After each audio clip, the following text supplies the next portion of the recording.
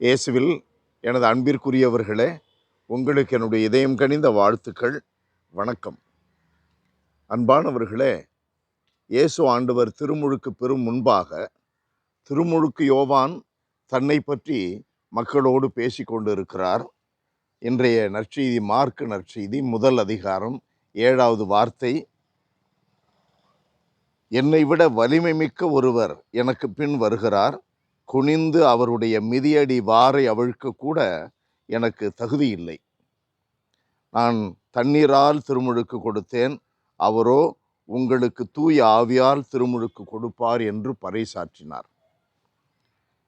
அன்பிற்குரியவர்களே, இந்த வசனத்திலே திருமுழுக்கு யோவானுடைய மனநிலையை நாம் பார்க்க வேண்டும்.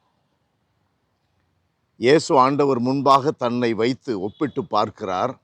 அவர் எவ்வளவு தாழ்ச்சியோடு தன்னை பற்றி அறிமுகப்படுத்தி கொள்ளுகிறார். இயேசுவினுடைய காலடி மிதியடி வாரை கூட அவிழ்க்க நான் தகுதியற்றவன் என்று தன்னை தாழ்த்தி கொள்ளுகிறார். நம்முடைய தாய் மரியாவை பாருங்கள். நான் கடவுளுடைய அடிமை, உம்முடைய வார்த்தையின்படியே எனக்கு நிகழட்டும் என்று சொன்னார் அல்லவா? அதை போல இந்த வார்த்தை.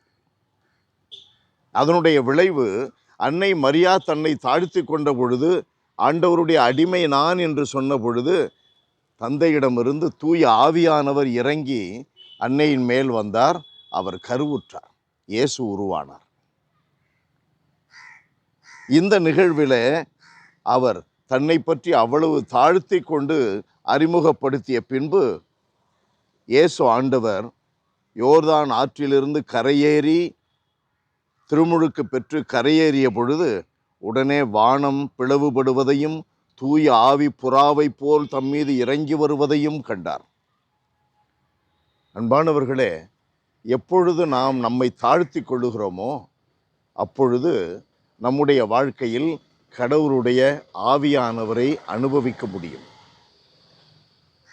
எப்பொழுது நம்முடைய வெறுமையை நாம் உணர்கிறோமோ அப்பொழுது கடவுள் நம்மை நிரப்புகிறார்.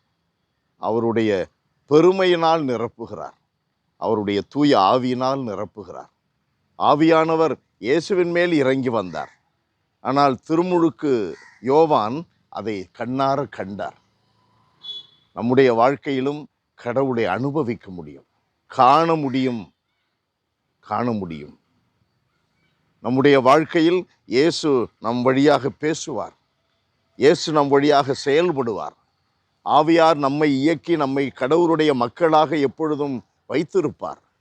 இவைகளெல்லாம் எப்பொழுது நிகழும்? நாம் நம்மை தாழ்த்தி கொள்ளும் பொழுது, ஆண்டவர் முன்பாக நம்முடைய வெறுமையை உணரும் பொழுது.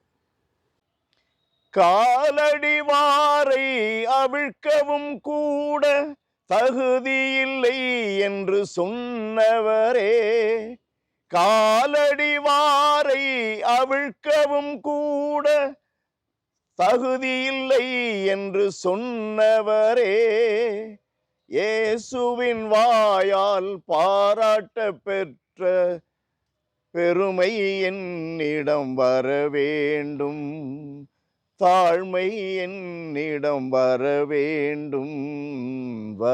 வேண்டும். பேரிரக்கம் நிறைந்த எங்கள் கடவுளே, உம்மை துதித்து போற்றுகிறோம், தாழ்மையோடு ஆராதிக்கிறோம். இயேசுவினுடைய முன்னோடியான திருமுழுக்கு யோவானை பற்றி நிறையவே எங்களுக்கு தெரிகிறது. உம்முடைய பரிசுத்த பைபிளை வாசிப்பதனால் எங்களுக்கு தெரிகிறது.